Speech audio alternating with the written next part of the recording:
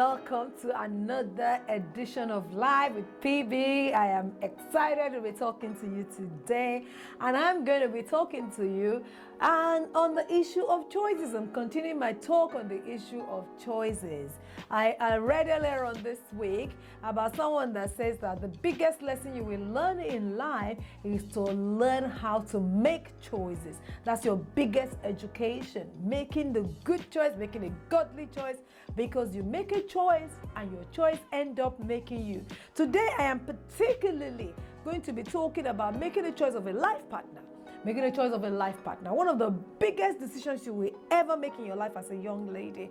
If you have not made that decision, I want to give you some pointers or guidelines. If you've made that decision, at some point in the near future, I'll be talking to you about how to manage your relationship to get the best out of your relationship, out of yourself and out of your spouse as well. But today I'll be telling you about making the right choice when it comes to the choice of a life partner. You know, one of the biggest things that will impact your life and impact your trajectory in life is the choice of a life partner. If you make a wrong one, you are finished. Unfortunately, you are. And if you make a right one, you are made. Because all of a sudden things become seamless and they begin to flow upwards. Whereas if it's the wrong choice, it becomes there's so much friction, you can't move forward in life. That's actually the reason. So when you are looking at a life partner, there are a few things that should always be considered. I'll tell you about them today. Just some pointers or pillars to make sure that you put in place and look out for. It will just be a couple of them, and then we'll be done on this one. And the first one I always say to people is the foundation. If you're a Christian, which I want to trust a lot of the people that are watching this are, and if you're not a Christian, reach out to me and I'll tell you how to become one. Dead easy. So easy just to accept Jesus into your life. If you're a Christian, the very first thing I'll say to you is you need to make sure that the person you're looking at has an understanding of Christianity and Christ. That is, they have accepted Christ into their lives and Jesus is the Lord of their lives. Why? It is simply because if someone has Jesus as the Lord of their life, if they've made that choice to start with, it makes every other choice easier. If you're a Christian and they are Christians, you're standing on the same platform and you are making choices based on one basic principle, and that is the Bible. It is easy to run a relationship and run a marriage on the platform of set principles that are very clear and both parties are working with. It's like being in a country and there are a set of rules or set of laws and both of you understand the law. Say for instance, you live in a country and you drive a car and everybody drives on the right hand side and you just automatically drive on the right hand side because that's the rule of the land. You understand it, and when you go for your training, that's what you do. But what if you live in a country where it is left-hand driving and you have come to a country that is right-hand driving? You are driving in two different ways. You have different mindsets about driving, and it will be very, very difficult. A lot of learning, a lot.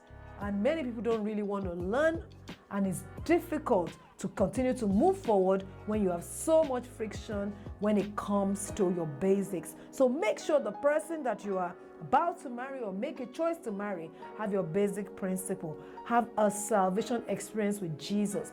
Jesus is the Lord of their lives. The Bible is their principle. It will make your life so easy. I know in your mind you're thinking, oh my goodness, there are not many of them around. Yours is around, okay? Make up your mind on what you want and yours is around, because you will soon find it. The second thing, apart from the foundation, is to make sure that it's someone that is going in the same direction you're going in. They have the similar thoughts, similar passion for I will still say it, the things of God. You see, I've come to realize something, that when people have passion for the things of God, it helps you to direct your conversation, to direct your communication. It just affects every other area of your life. Does the person you're interested in have interest in the things of God? Do they have passion for the things of God? If you have passion for similar things like that, it just makes life a lot easier down the line. And when you end up having children and having a family, it makes it a lot easier and smoother to make decisions and keep going upward and forward.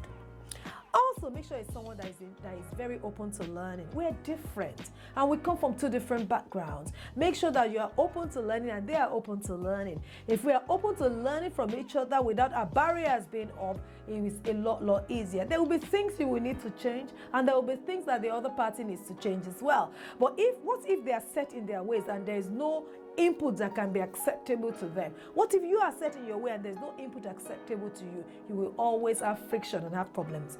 Nobody wants to go into a marriage to have frictions. That's not the point. The point of a marriage is to be with somebody you really love, that loves you so much, and you move together and you accomplish much more together, because the Bible says one shall chase away 1,000 and two shall chase away 10,000. So you have capacity to chase away 10,000. You really don't want to be with someone and all of a sudden from chasing 1,000 you're now chasing 500.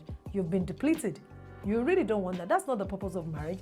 Marriage is meant for two people to come together and achieve much more than they've ever achieved before. So make sure it's somebody that, open to correction, and you are open to listen to correct you as well, so that you can refine yourself and keep pushing forward. There are one or two other things that I would really want to suggest.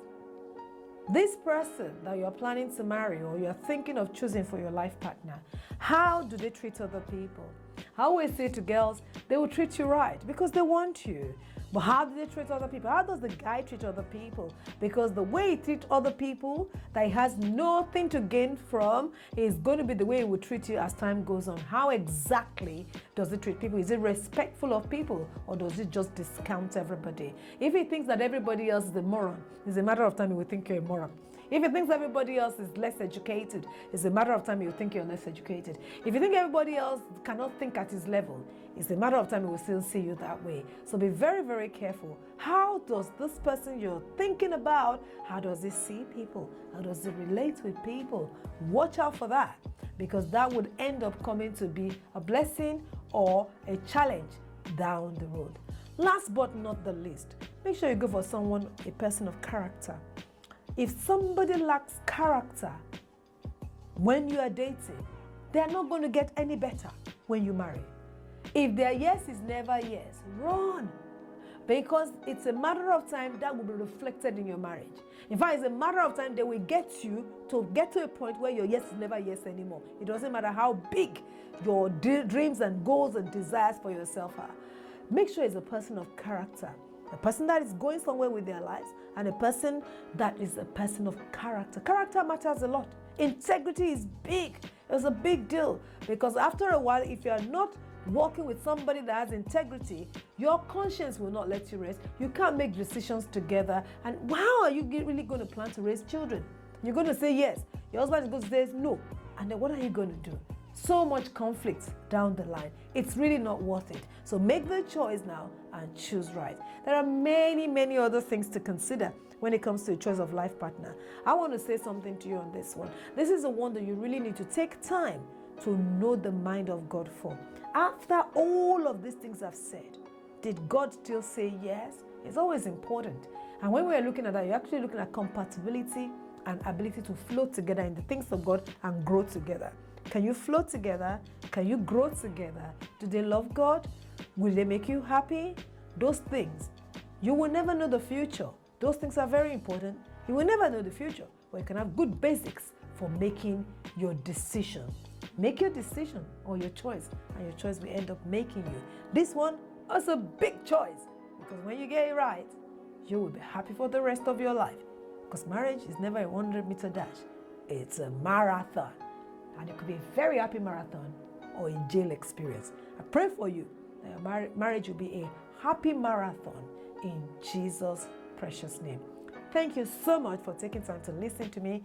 Today, I know you can tell that I'm excited about this topic. If you found it useful, share it with other people. If you have questions or challenges in this area, feel free to reach out to me as well, and I will be very happy to be of help. Share this and subscribe to our channel. I will look forward to sharing more information with you in the near future. Have a fantastic day, and I look forward to seeing you in the next series. Bye.